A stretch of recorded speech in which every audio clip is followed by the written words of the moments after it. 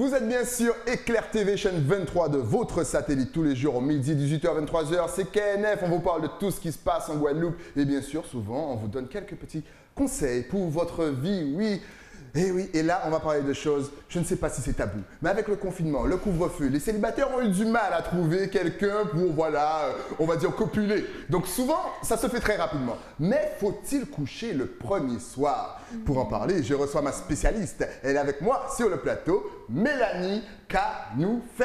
Hello stylist. Comment ça va bien? Ça va très très bien. Ah, alors là, on va attaquer un sujet qui me plaît beaucoup. Ouais, qui Parce nous qu'en plaît plus, beaucoup.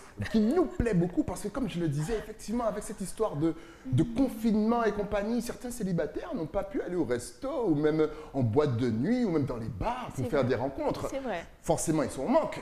Donc forcément, souvent, ils couchent le premier soir. Oui. Donc déjà, en règle générale, est-ce qu'on peut, on va commencer comme ça, est-ce qu'on peut coucher le premier soir? Alors, on peut faire absolument ce qu'on veut. C'est ça, c'est ce qui est bien dans la sexualité. C'est qu'en vrai, on a de compte à rendre à personne. On peut faire absolument ce qu'on veut.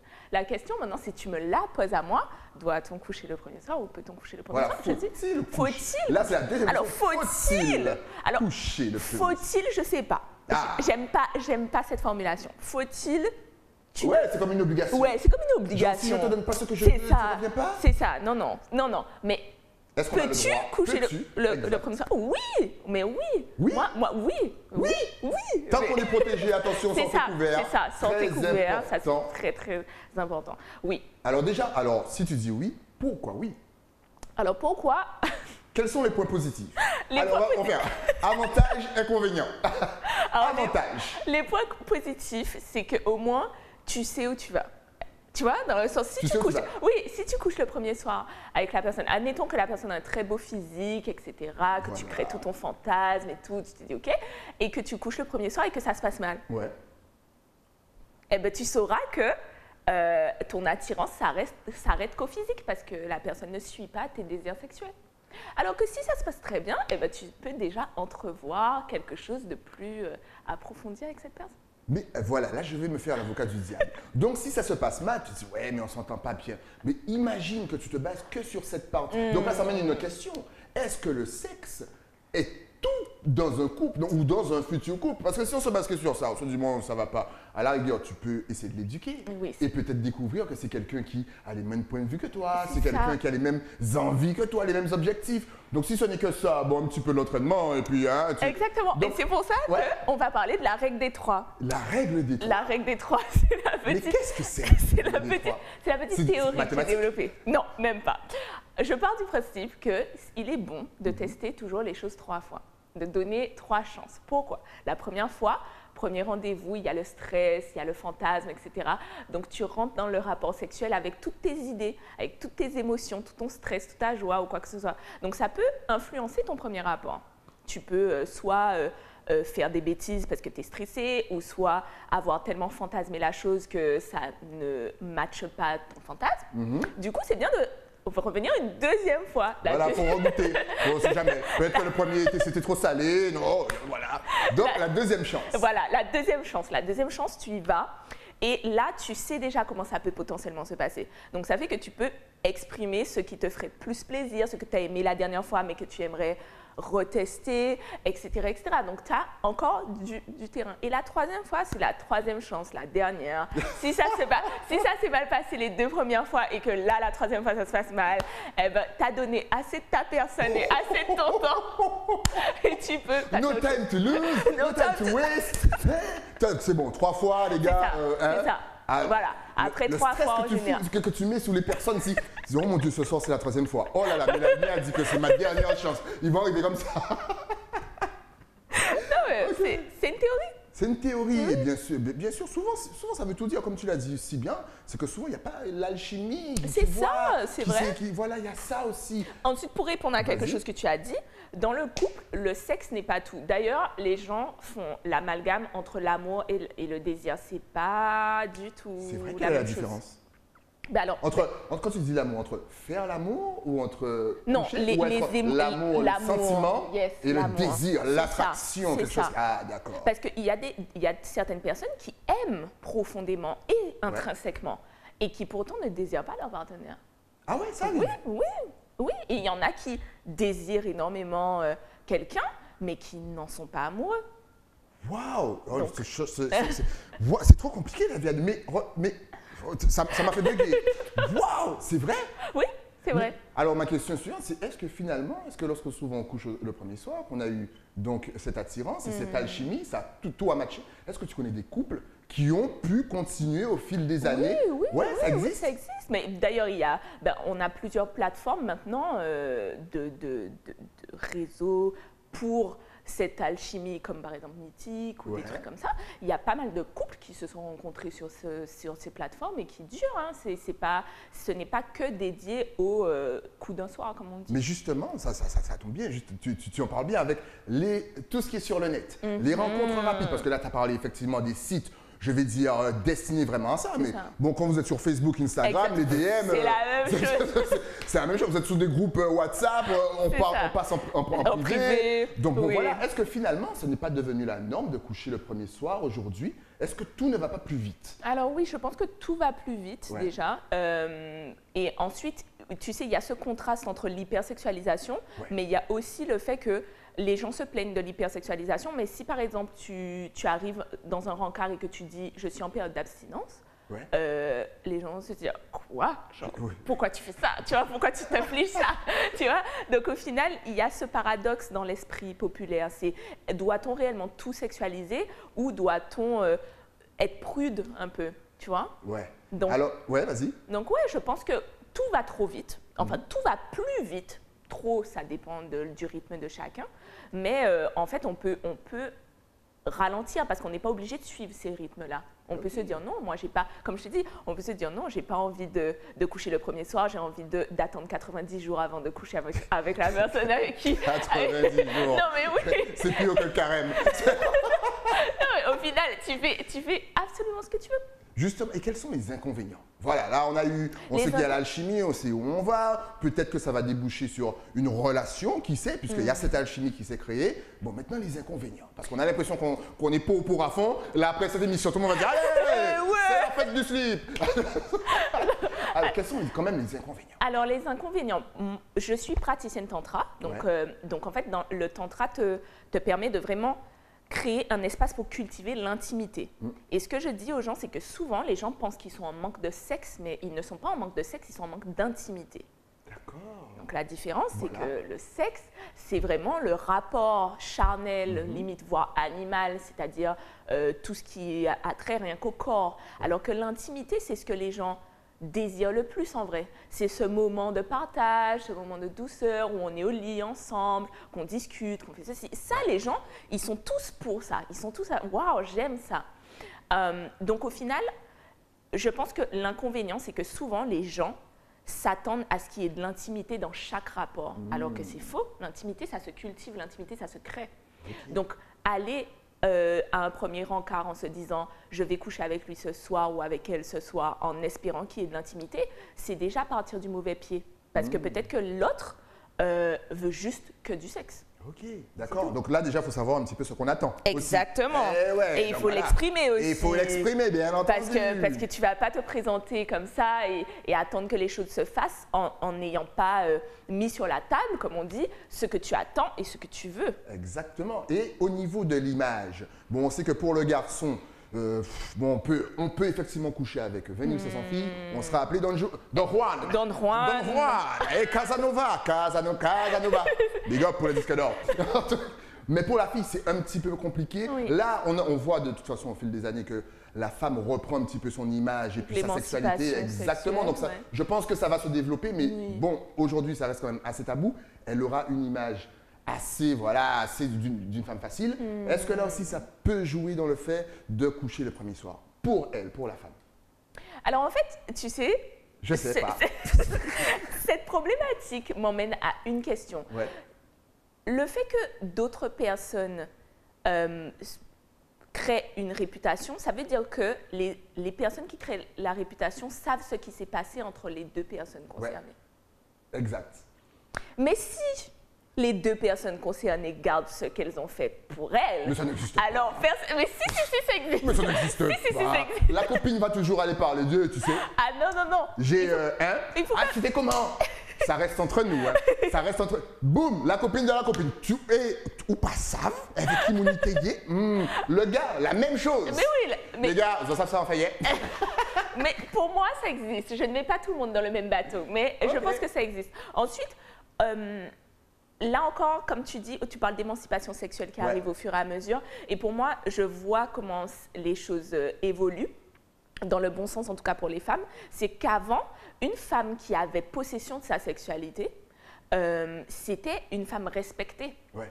Et aujourd'hui, on a encore un peu du mal avec ça, principalement à cause des principes religieux, à cause des principes, etc. En plus, nous sommes sur une île, c'est exactement. petit. Donc, voilà. Voilà. Mais en tu as fait, une réputation qui se fait très vite. Oui, et puis en fait, pour moi, je pense qu'une réputation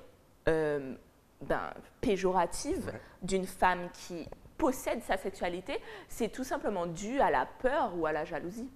Parce qu'une femme qui fait ce qu'elle veut de son corps et de son désir, est une femme à qui on ne dira pas ce qu'elle doit faire. Okay.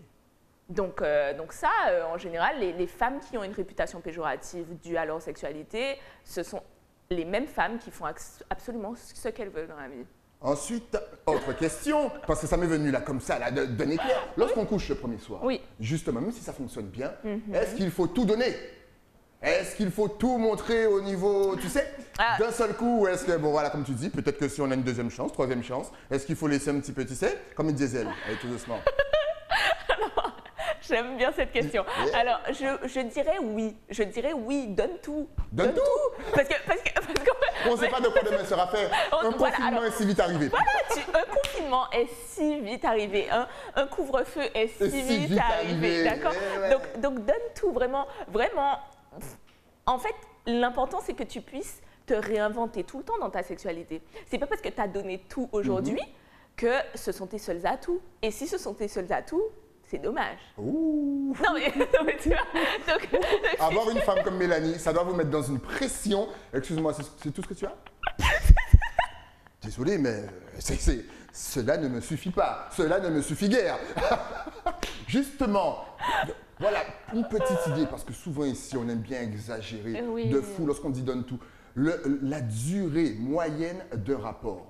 Quelle est la durée moyenne de rapport? Ici, on entend de tout et de rien. 4 heures, 5 heures, 6 heures. Genre, c'est des sportifs, les gars.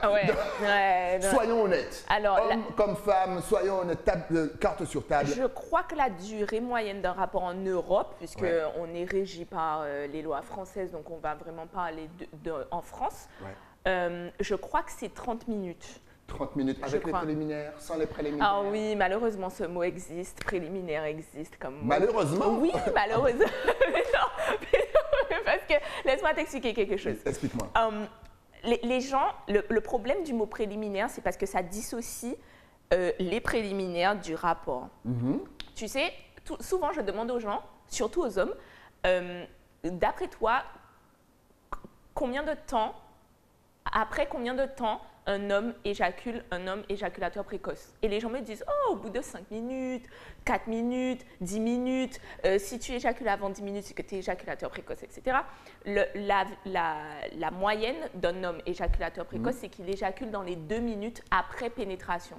2 minutes? 2 minutes. D'accord. Vous voyez les gars, comme si vous faites 5 minutes, c'est bon. Mais attends, mais la raison pour laquelle les hommes trouvent ça peu, c'est parce qu'ils ne prennent pas en compte le préliminaire. D'accord. Parce que la réalité, c'est que tu es déjà excité depuis quand tu as vu la meuf dans le restaurant. Oui. Donc ça fait que tu es là, même ton désir monte, ton désir monte, etc. Donc en vrai, tu n'as pas fait ta performance que 2 minutes. En vrai, ça fait au moins 2 heures que tu es excité. Ça fait 2 heures. Même 4 jours. Voilà, ça fait une semaine que tu es excité. Voilà, et ça fait que j'adore tes explications. Non, mais c'est vrai. Là, tu soulages énormément de garçons. Là, tu dois, mais voilà, tonton chéri. Et ensuite, ce que ça crée, le mot préliminaire, c'est que du coup, surtout les hommes, en tout cas, on entend beaucoup de plaintes par rapport à ça chez les femmes, c'est que les hommes, après, disent « oui, mais le préliminaire est trop long ». Sauf que le préliminaire fait partie du rapport. Le rapport n'est pas juste la pénétration. Donc, c'est pour ça que le mot préliminaire nous fait défaut, en vrai, que ce soit aux hommes, que ce soit aux femmes, parce que la fellation, c'est un préliminaire. Ah, voilà. Ah, Du coup, non, mais du coup, voilà. Ouais. Donc, on pense que les préliminaires, c'est juste les petites caresses, Caresser, etc. toucher Non, des endroits, voilà. non, tout pas du tout.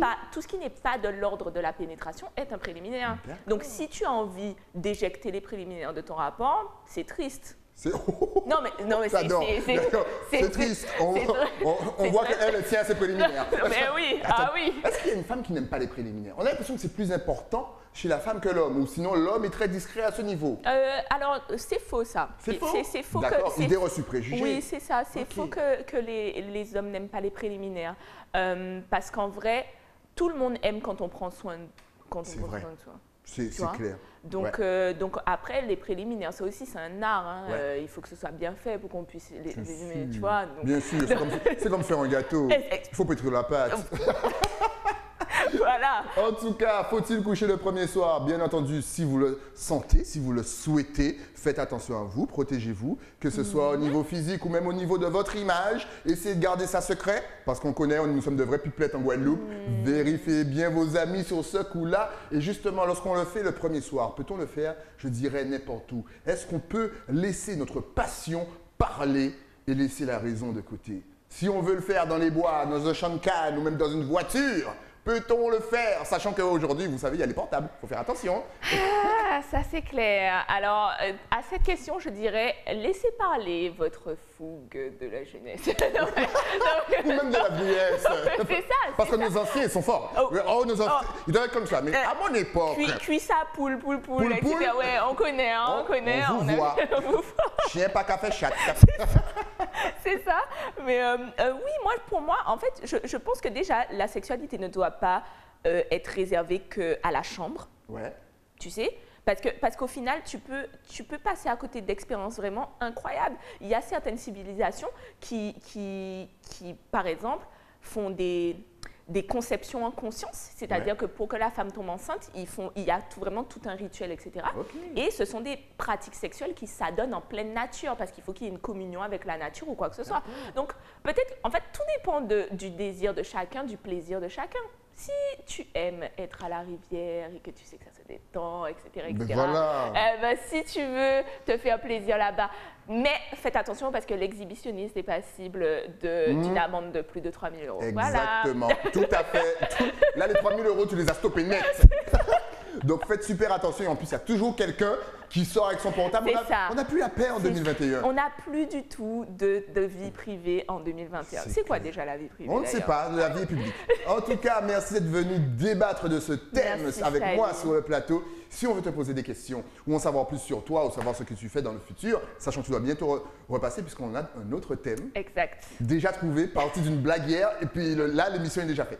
Est-ce que tu es connecté sur Facebook, Instagram? Est-ce que tu as un site internet? Est-ce que, bref, Exact. tu es sur le net? Vas-y, donne-nous tout. Alors, page Ça va Facebook, s'afficher. Mélanie J, Mélanie avec IE et J. Mon Instagram, Mélanie J Free, sans le premier E de Mélanie. Donc, c'est Et Mlani, Mélanie J Free. un petit peu quand même, Mbappé. Mélanie, voilà. Et mon site internet, mélanie-du6jacobin.com. Et vous n'oubliez surtout pas les conversations sur l'oreiller. Oui. À savoir que tu donnes souvent des ateliers, que tu Ça. parles, voilà, souvent. Donc ça peut vous intéresser. Le prochain, c'est quand? Bon, là, il y a confinement, donc c'est pas maintenant. Alors, le prochain, normalement, atelier, c'est le 29 mai, la Ok. veille de la fête des mères, le 30. D'accord? Gardez ça en tête. Et on a un événement super dédié aux femmes en juillet, le 24 juillet. Et vous retrouverez les conversations sur l'oreiller, qui est le podcast où on traite de sujets très intéressants autour de la sexualité. Excellent. Connectez-vous, likez, participez. Vous avez le temps maintenant de toute façon. Yes. Merci à toi, Mélanie. Merci à toi, Et on se Shadi. dit à très, très vite. Yes. Nous, on se dit aussi à très, très vite, bien entendu, avec un nouvel invité. Mais ça, c'est après quoi? Après la pub. À tout de suite. Yeah.